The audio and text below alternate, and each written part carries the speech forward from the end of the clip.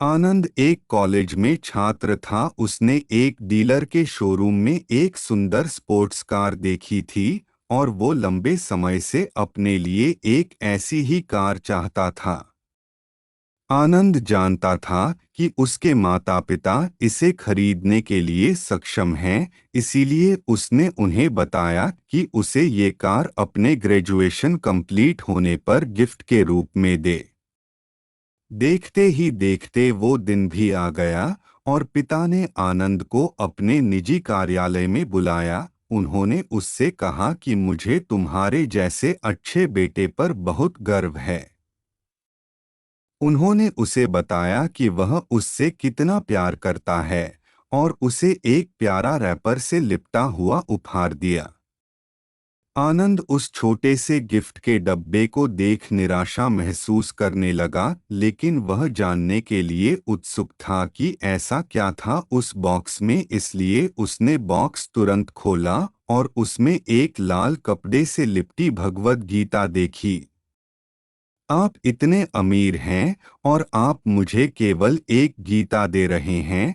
काफी गुस्से से अपने पिता पर वो चिल्लाया और अपनी नाराजगी और गुस्से के वश में आकर आनंद ने न आव देखा ना ताव तुरंत घर छोड़ दिया। काफी साल बीत गए। आनंद अब एक सफल व्यवसायी बन गया था। वह अपने जीवन में खुश था। उसकी शादी हो चुकी थी और उसके दो बच्चे थे। उनका परिवार एक सुंदर घर में रहता था, लेकिन उसके पिता के साथ टूटे रिश्तों के कारण उसकी आत्मा अभी भी आहत थी। आनंद अपने पिता का घर छोड़ने के बाद कभी उनसे नहीं मिला था।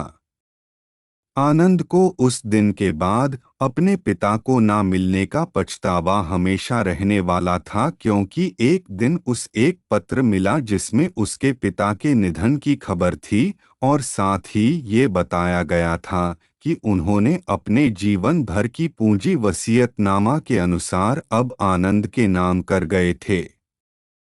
अपने पिता की सारी संपत्ति विरासत में मिली तब आनंद अपने पिता के घर पहुंचा और कुछ महत्वपूर्ण कागज की तलाश करने लगा और गलती से उसे वहीं भगवद गीता का उपहार लिपटा हुआ मिला, जिसे देख उसे फिर उसी उदासी का एहसास हुआ।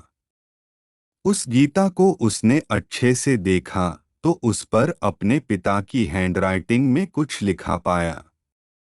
उस पर लिखा था, मैं खुद को बेचकर भी हर सपना पूरा करूंगा तेरा, बस तू सपने जरा बड़े देखना।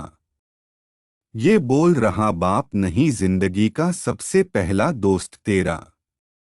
ये कविता पढ़ी ही थी कि अचानक उस किताब से एक चाबी गिरी, जिसके ऊपर लगे टैग पर उसके ग्रेजुएट होने की तारीख के साथ कॉन्ग्रेचुलेशन और आई लव यू लिखा हुआ था। आनंद के सर के ऊपर से उसके पिता का साया तो पहले ही उठ चुका था और आज उसकी जिंदगी की सबसे बड़ी गलती के बारे में जानकर उसके पैरों के नीचे से जमीन भी खिसक गई। इस दिन आनंद की आंखें और रूह दोनों पछतावे के आंसू रोई। ऐसी ही रोचक कहानियों के लिए लाइक और सब्सक्राइब जरूर करें।